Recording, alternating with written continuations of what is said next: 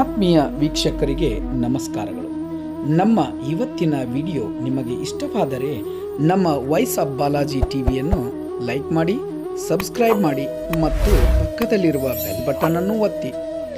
ಇವತ್ತು ಗೋಕಾಕ್ ನಗರದ NSF ಪ್ರೌಢಶಾಲೆಯಲ್ಲಿ ನಡೆದ ಇಲಾಖಾ ಮಟ್ಟದ ಗೋಕಾಕ್ ತಾಲೂಕಾ ಮಟ್ಟದ ಖೋಖೋ ಪಂದ್ಯಾವಳಿಯಲ್ಲಿ ಘಟಪ್ರಭಾದ SDT ಬಾಲಕರ ಪ್ರೌಢಶಾಲೆಯ ವಿದ್ಯಾರ್ಥಿಗಳು ಗೆದ್ದು ಜಿಲ್ಲಾ ಮಟ್ಟಕ್ಕೆ ಆಯ್ಕೆಯಾಗಿರುತ್ತಾರೆ.